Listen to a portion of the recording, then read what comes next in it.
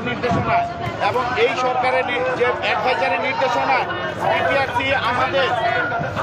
BTRC আমাদের সকল layer থেকে বিটিআরসি আমাদের আইএসপি লেয়ারগুলো থেকে সব থেকে ব্যবসা বৃদ্ধি এবং ইন্টারনেটের সোশ্যাল মিডিয়াকে কন্ট্রোল করার জন্য আইএসপি লেয়ারের প্রান্ত থেকে সকল সিডিএর একটা লেয়ারে করে দিয়েছে। আমরা যেটা দেখলাম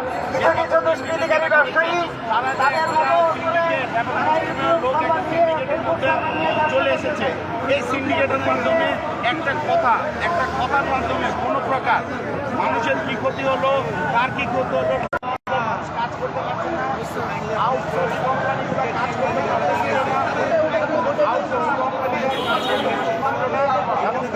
কোটি কোটি টাকা বন্ধ করে দিয়েছে সেই জায়গা আমরা বারবার চেষ্টা করেছি কিন্তু তারা কোনো প্রকার আমাদেরকে আজকে জনগণের বক্তব্য দেওয়ার সুযোগ দেওয়া হয়নি। আজকে যেহেতু জানেন একটা রিভিউশন হচ্ছে বাংলাদেশের ছাত্রজনতা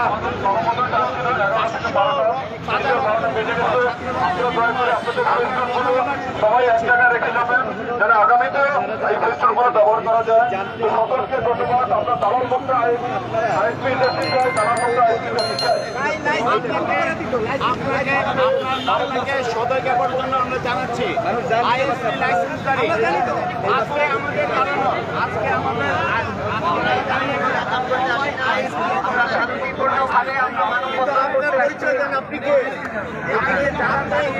এই সংগঠনের 13 জনের কমিটির একজন সবাইকে ধন্যবাদ।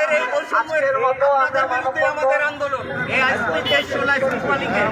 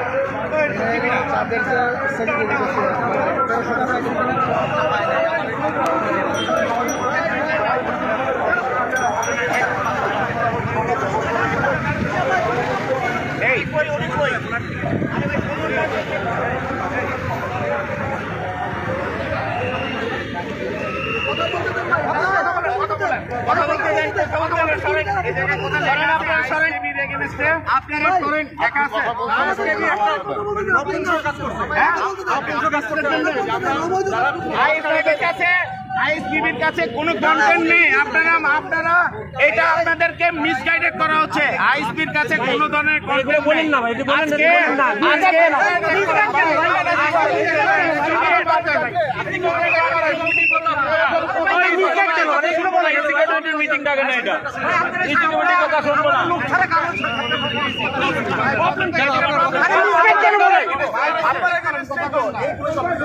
তোমরা করো নাই, তোমরা করো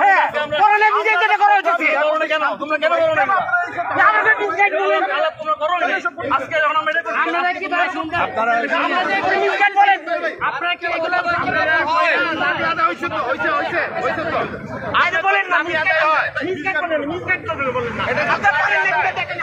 দাবি আদায় যদি হয়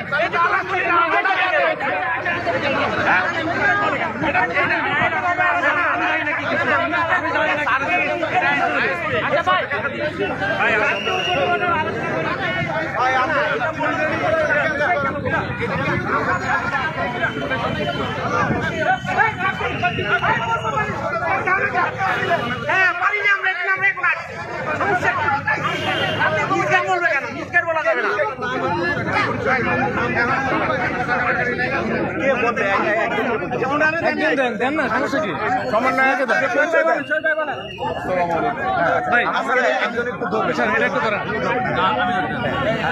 একটু ধরেন উনি কথা বলুন। আসসালামু আলাইকুম, আমি প্রধান সমন্বয়ক মোহাম্মদ শরীফুল ইসলাম।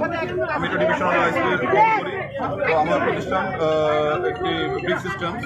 তো আজকে আমাদের মূল দাবি যেটা ছিল আপনারা সকলেই শুনেছেন যে এখানে গত 17টা আইএসপি মালিকরা এখানে এক হয়েছে আমাদের বিরুদ্ধে যে বছর বছর চলা বৈষম্য, সেই বৈষম্য দূর করার উদ্দেশ্যে আজকে আমাদের এই প্রয়াস।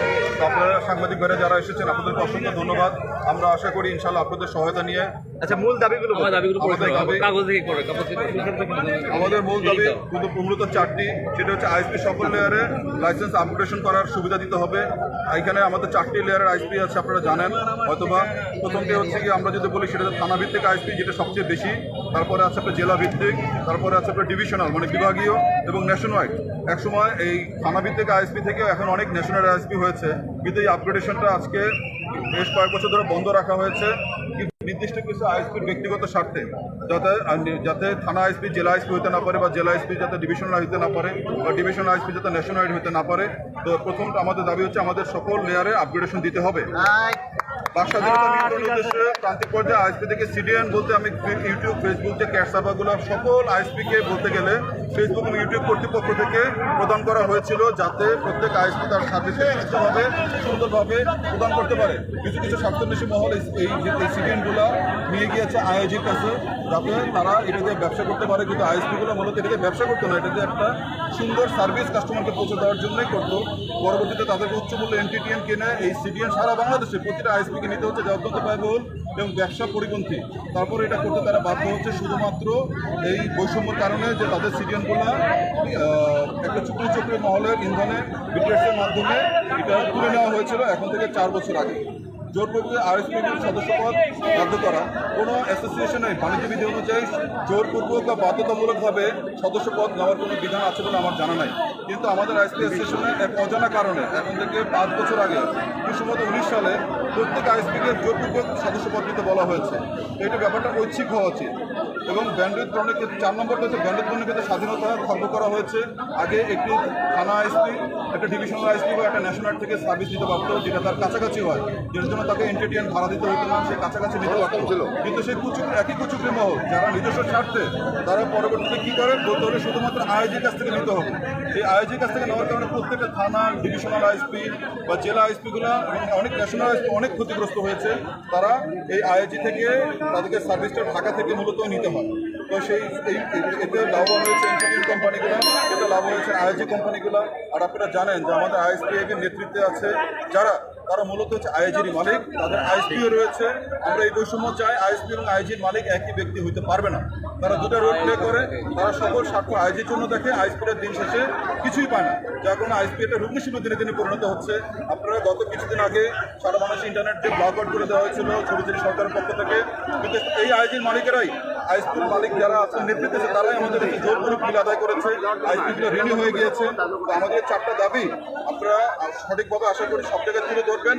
এবং আমরা প্রায় 2700 আইএসপি বাংলাদেশের ভিতরে আজকে যে নিপীড়নের শিকার, যে বৈষম্যের শিকার, এই বৈষম্য আচরণ করার কারণে আমাদের বর্তমান ইসির 13 জনের আমরা পদত্যাগ চাই।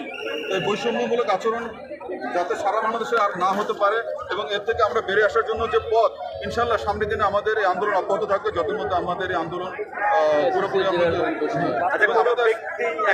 একটা বলি, একটা আমাদের অ্যাসোসিয়েশনের একটা বড় ইয়ে আছে। আমাদের অ্যাসোসিয়েশনে আমাদের আরেকটা বৈষম্য আছে, সেটা হচ্ছে কি সবাই অ্যাসোসিয়েশনের মেম্বার, কিন্তু কারোর ভোটাধিকার আছে, কারোর ভোটাধিকার সঠিকভাবে নাই, বা এটা বৈষম্যমূলকভাবে অ্যাসোসিয়েট করে রাখা হয়েছে। এখানে সকলের সমতা, সমান অধিকার চাই আমরা। একটা অ্যাসোসিয়েশনে সবাই সমান অধিকার পালন করবে, সবাই কিন্তু দিন শেষে আইএসপি।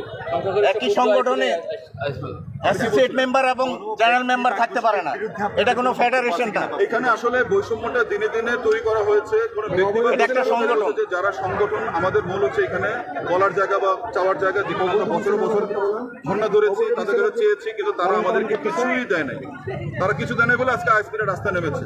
তো আমরা বলবো যে আইআইজি অ্যাসোসিয়েশন আছে, আইএসপি অ্যাসোসিয়েশন আছে, তাদের যে কীর্তিকলাপ থেকে আমাদের অ্যাসোসিয়েশনকে রক্ষা করা, আমাদের ব্যবসাকে রক্ষা করা এবং আমাদের সবাইকে রক্ষা করার জন্য আমরা আমাদের এই আমাদের ব্যবসায়িক স্বার্থকে রক্ষা করার জন্য আমরা মূলত ফিরে এনেছি। তাদের পদত্যাগ চান। কার কাছে করছেন আসলে? এটা আর একটা লেয়ার আপনি কার কাছে আমাদের মূল দাবি হচ্ছে কি আমাদের কার কাছে করছেন? নতুন আইসিটি উপদেষ্টা জনাব নাহিদুল ইসলাম মহোদয়ের কাছে। আশা করি উনি যেহেতু বৈষম্য বিরোধী ছাত্র আন্দোলনের মাধ্যমে এখানে এসেছেন এবং এই বৈষম্যের বিরুদ্ধে উনি আমাদেরকে আন্তরিকভাবে সহায়তা করবেন, এটাই আমরা মনে করি। আচ্ছা, এইখানে আপনারা তো আপনাদের পরিচালনা করা হলো বিটিআরসির সাথে কাছে আপনারা এই দাবিগুলো লিখিতভাবে এখন দিয়েছেন কিনা বা তাদের বিটিআরসির কাছে আমাদের অ্যাসোসিয়েশনের পক্ষ থেকে বহুবার দিয়েছে, কিন্তু এখন মূল ক্ষমতা আসলে মন্ত্রণালয়ের কাছে। এটা আমরা প্রায় 4 বছর আগে বিটিআরসি একটা স্বতন্ত্র আপনারা এরপরে কি স্মারকলিপি দিবেন স্বাধীন কিনা? সংগঠন ছিল, কিন্তু সেখান সেটাই থেকে বলেন। এখন থেকে প্রায় 4-5 বছর আগে এটা মন্ত্রণালয় বিটিআরসির সকল ক্ষমতা নিয়ে নেওয়া হয়। ইভেন আমাদের লাইসেন্সের রিভ্যালুয়েশন এখন বিটিআরসিতে হতো, এখন এটা মন্ত্রণালয় হয়। আমাদের রিনিউয়াল বা সবকিছু এখন মন্ত্রণালয় থেকে সিদ্ধান্ত হয়। তো এর জন্যই আমরা এইটা মন্ত্রণালয়ের মাধ্যমে এই সমাধানটা চাচ্ছি। আমাদের এই মানববন্ধনের পরে আমরা তাহলে এই মানববন্ধন একজন মন্ত্র না করে বিটিআরসির সামনে কেন করছে? আমাদের আলোচনা আমাদের এই আন্দোলন চলমান থাকবে। আমরা ভবিষ্যতে আরো আন্দোলন প্রয়োজনে আরো অধিকতর আন্দোলন এবং আমাদের কর্মসূচি দিব ইনশাআল্লাহ। এই কথা তো বললেন না যে আসলে মন্ত্রণালয়ের সামনে না করে বিটিআরসি না, বিটিআরসি চেয়ারম্যান বরাবরও আমরা স্মারকলিপি দিব এবং আমাদের যে বিটিআরসি এখানে পরিপূরক বলতে বলেন চেয়ারম্যান বরাবর আমরা স্মারকলিপি দিব। মন্ত্রণালয় সকল কর্মকাণ্ড বিটিআরসির মাধ্যমে পরিচালনা করে। আমাদের মূল সেই কারণেই আমাদের কোনো অ্যাক্সেস নাই, কিন্তু সিদ্ধান্ত আসে মন্ত্রণালয় থেকে। আচ্ছা, এর জন্য আমরা বিটিআরসি সামনেই করেছি, যাতে বিটিআরসি সবাই জানতে পারে যে না আমাদের একটা দাবি আছে এবং এটা আমাদের যে কাগজ জমা দেয় এটা জায়গাটা হচ্ছে বিটিআরসি। মন্ত্রণালয় আমাদের সরাসরি কোনো কাগজ জমা নেয় না, বাট সিদ্ধান্তটা সেখান থেকে আসে বিটিআরসি হয়ে। আপনারা বারবার ওখানে বলছিলেন যে আমাদের যাদের বিপক্ষে কথা তাদের সাথে কথা বলছি, কাদের বিপক্ষে কিছু তারা মূলত আইজির মালিক, তারা মূলত আইজির মালিক, তারা আমাদের ইসি এবং তারা আইজির মালিক। একই মানববন্ধনে দাঁড়িয়েছে, একই মানববন্ধনে দাঁড়িয়েছে তারা স্বার্থ এবং তারাই স্বার্থসিদ্ধির জন্য আমাদেরকে শোষণ করে আসছে। আমি একটু বলি আপনি একটু বলেন তো দেখি। আমি একটু বলি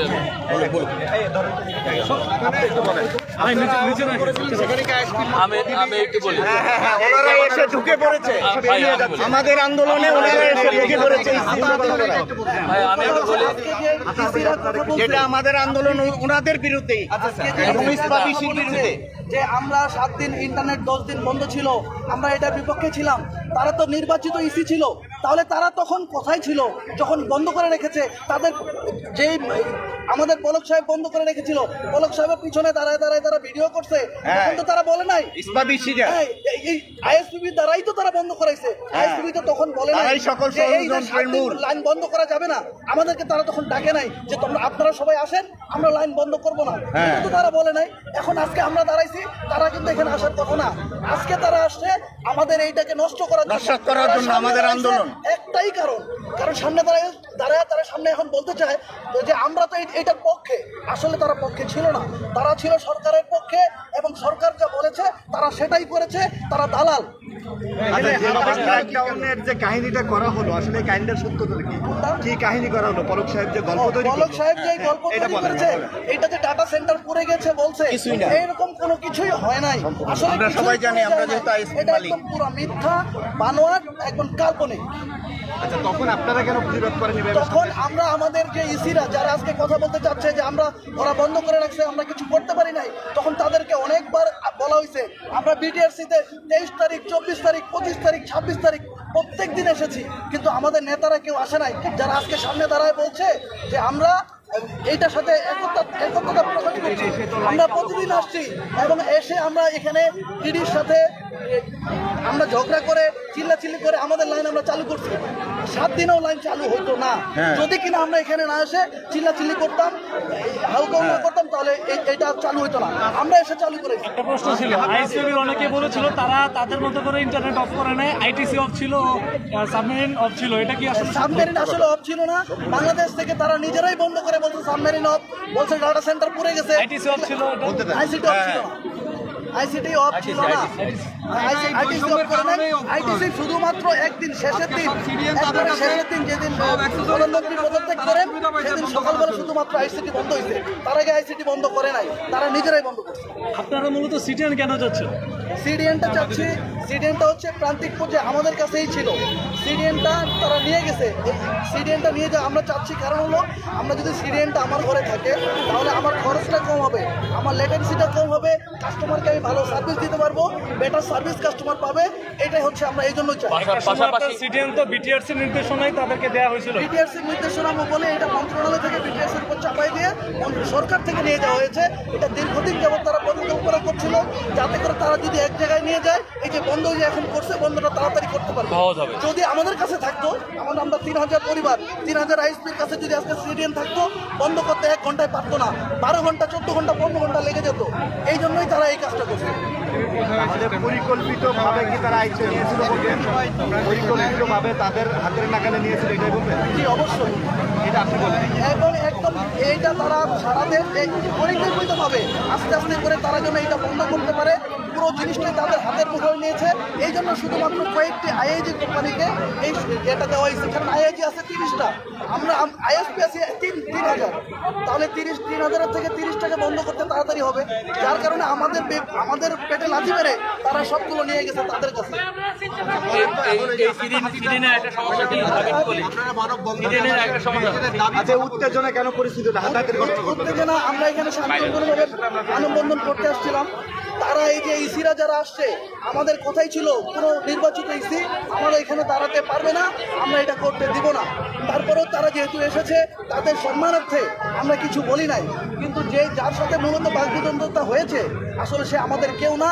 আমাদের মনে হয় তারা নিজেরাই নিয়ে এসেছে, নিজেরাই একটা গন্ডগোল সৃষ্টি করে আমাদের এটাকে বানচাল করার চেষ্টা করেছে।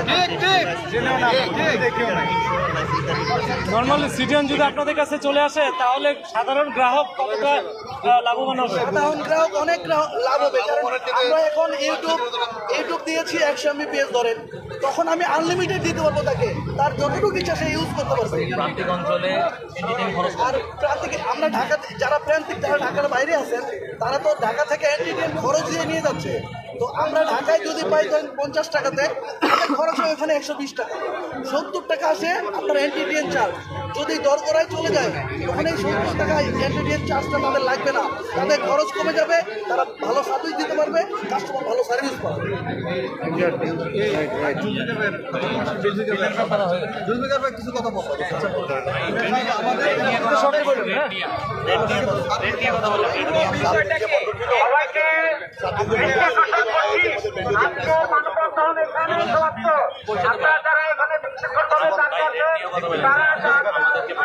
আসসালামু আলাইকুম, আমি এস এম জুলফিকার হায়দার, আমি একজন সম্মানজনক এখানকার। আমার ডিভিশনাল আইসি আছে, আমরা এই আমাদের দাবি নিয়ে আমরা এখানে এসেছি, সেই আজকের এই দাবিগুলো নিয়ে। আসলে দাবিগুলো কি আপনারা মানববন্ধন করছেন কেন? আমরা মানববন্ধন করছি আমাদের যে মৌলিক দাবিগুলো ছিল, আমাদের আমাদের সিডিএন, আমাদের মেইন ইস্যুগুলো ছিল, অনেকগুলো আমার দাবি আসলে অনেক আছে, দেখে বলতে হয় তাহলে দরকার না অনেকগুলো দাবি আছে সিডিএন। আমরা একটু শুনি। বিষয় হলো গিয়ে যে এতদিন মানববন্ধন আমরা দেখি, এখন কেন হঠাৎ করে মানববন্ধন? নাকি আপনাদের উপর প্রেশার ক্রিয়েট করে কেউ নাই? এতদিন মানববন্ধন দেখেন, এখানে প্রত্যেকটা সংগঠন, প্রত্যেকটা ব্যবসায়ী সংগঠনই আসলে এই দায়িত্বগুলো পালন করে। ব্যবসায়ী সংগঠনগুলোই কিন্তু আমাদের কণ্ঠ বা আমাদের দাবিগুলো নিয়ে সরকারের কাছে আসে, কিন্তু আমরা এই ব্যবসায়ী সংগঠন আমাদের আইএসপিএতে দেখেছি তারা আমাদের যৌক্তিক সমস্যা নিয়ে কখনো আসে নাই। এই দীর্ঘদিন আমাদের যে ইন্টারনেট বন্ধ ছিল, এই নিয়ে সরকারের সঙ্গে তারা কোনো কথা বলে, বরং আমরা পরে তাদের কাছে কোনো আশা না পেয়ে আমরা বিটিএসতে এসে কথা বলছি, এবং আমাদের কথা ফলতে মানে বিটিএসি আমাদের চাপে ইন্টারনেট খুলতে বাধ্য হয়েছিল। এখন যেটা হচ্ছে যে আমাদের এই দাবিগুলো আমাদের রাইট প্রসেস হচ্ছে কি আমাদের অ্যাসোসিয়েশন ব্যবসায়ী সংগঠনে গিয়ে কথা বলা, কিন্তু আমাদের সেই রাইট প্রসিডিউরে আমরা কোনো সাড়া পাচ্ছি না দেখেই আমরা অসহায় হয়ে আজকে ব্যবসায়ীদেরকে নিয়ে, সাধারণ ব্যবসায়ীরা নিয়ে আমরা এখানে মানববন্ধন করছি। জুলফিকার হায়দার। কতটা মধ্যে বলেন নাই?